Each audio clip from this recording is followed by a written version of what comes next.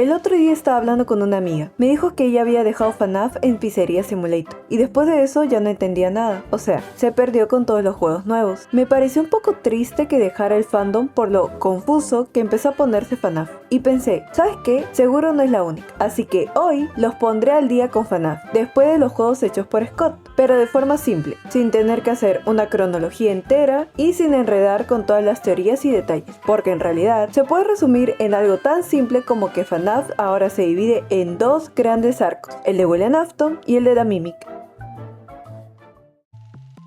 Help Wanted. Este fue el primer juego ya no hecho directamente por Scott, sino por Steve Wool. Es como un recopilatorio de gran parte de los juegos de los anteriores FNAF, pero en VR. Al principio se explica que dentro del universo de FNAF existen unos juegos creados por un desarrollador, una especie de self-insert de Scott, basados en rumores sobre la empresa, con la intención de dejarla mal. Es por eso que Help Wanted es un juego oficial creado por Fazbear Entertainment, para lavar su imagen tras años de escándalo. Dejar muy en claro que no significa que los juegos que conocemos no son canon, sino que existe una versión parecida de ellos dentro del universo de FNAF. Es solo una justificación para que Help Wanted pueda ser considerado un juego canónico dentro de este universo. Hasta aquí parece un recopilatorio bonito, pero pasa algo. Nos enteramos que el personaje que controlamos, en teoría, Vanessa, empieza a ser influenciada por un misterioso personaje, Glitchtrap.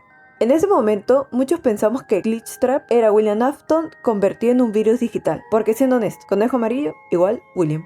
Pero lo que después se dio a entender, luego de mucho tiempo, es que en realidad Glitchtrap era Mimic imitando a William. O sea, no era que él revivió otra vez, no, sino que existía una inteligencia artificial tomando su imagen. Y ahí es donde arranca el segundo acto de FNAF, el de Mimic.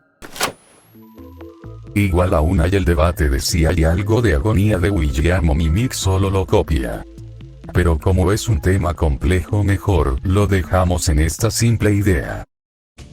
FNAF AR Special Delivery. Esto es un juego para móviles con la realidad aumentada hecho por la empresa Illumic. Era más de gameplay, te perseguían animatrónicos por tu casa y tenías que defenderte. Y ya, lleno de microtransacciones y skins innecesarios. De lore no aporta gran cosa, ya que todo el lore que tenía estaba como contenido descartado. Y lo que nos decía era que se notaba que Vanessa estaba actuando raro. La verdad, si lo jugaste, chévere. Si no, tampoco te perdiste mucho. Además de que ya no puedes jugar de manera oficial porque eliminaron el juego ya que Illumix fue comprada por Disney. Security Breach. Y acá es donde Steve Wool de verdad que se lanza con todo. Security Breach es muy distinto a lo que estábamos acostumbrados. Ahora es un juego de mundo abierto dentro del Pixaplex. Y jugamos como Gregory. Acá aparecen los animatrónicos Glamrock. Especialmente Glamrock Freddy, que termina siendo nuestro aliado. También vemos a Vanessa, que ahora es la guardia de seguridad y se convierte en su alter ego, Vanny. Al final, lo que se da a entender es que Vanessa vuelve a la normalidad, y junto a Gregory y Glamrock Freddy dejan el Pizaplex. Con unos audios nos enteramos que no solo ella fue víctima de Mimic, sino que Gregory en algún momento también lo fue. Bueno, en realidad todo el Pizaplex está bajo su control. Este juego es clave porque fue el primer intento de Steve Wool de mostrar más sobre The Mimic. Lamentablemente, una falta de claridad de parte de Scott con el estudio sobre la historia. Hay 6 finales distintos mostrados como cómic y como render que lo hacen más confuso. Los easter eggs se han podido entender mejor con la salida de juegos posteriores. Y este juego fue indirectamente el culpable de que gran parte de la comunidad perdiera el interés. Ruin. Continuación del juego base Security Breach, el cual mejoró bastante. Aquí jugamos como Cassie, la amiga de Gregory. Ruin nos mostró la decadencia del lugar con escenarios colapsados y animatrónicos en ruinas, algo que ayuda a sentirlo más como un survival horror que el Security Breach original no tenía.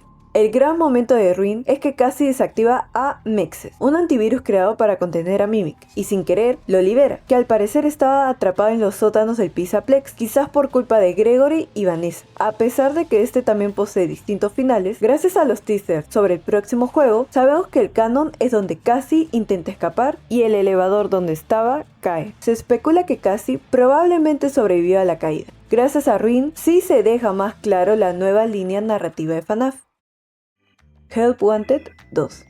esta secuela retoma la idea del primer Help Wanted, pero con minijuegos más enfocados en el Mega Pizzaplex y más narrativa. Este juego sucede antes de Ruin. Acá nos ponemos en el papel de un empleado del Pizzaplex, posiblemente el padre Cassie, por algunas pistas que tenemos por ahí, como la conexión con Bonnie y uno de los finales. Los finales que hay nos dicen dos cosas: que Vanessa sí se pudo librar del control de Mimic y que nuestro protagonista terminó convirtiéndose en un staff bot. Posiblemente su conciencia esté en él, lo que significa que puede estar vivo o muerto. Secret of the Mimic. Y llegamos al último juego que ha sacado Steve Gould hasta ahora, un juego que reforzó mi amor por FNAF.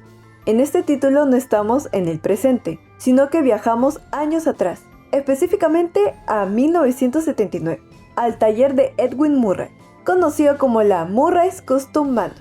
Aquí la historia se pone más íntima porque vamos directo al origen de Mimic. Nuestro protagonista, Arnold, tiene una misión sencilla: recuperar lo que le pertenece a Fazbear Entertainment. Pero mientras exploramos el taller y de paso intentamos sobrevivir al propio Mimic, empezamos a conocer poco a poco la tragedia detrás de Edwin. Se nos cuenta cómo él y Fiona, su esposa, levantaron el taller juntos, y cómo ocurrió un accidente durante el famoso Fall Fest que le quitó la vida a Fiona, un evento del que tanto se habla y que probablemente algún día veamos un juego completo. Después de esa pérdida, Edwin crea a Mimic One para que cuide de su hijo pequeño, David, pero las cosas se vuelven inquietantes cuando Mimic One comienza a imitar a Fiona. El taller empieza a irse a la quiebra, él se obsesiona con el trabajo y mientras tanto David también sufre un accidente, fallece el día de su cumpleaños.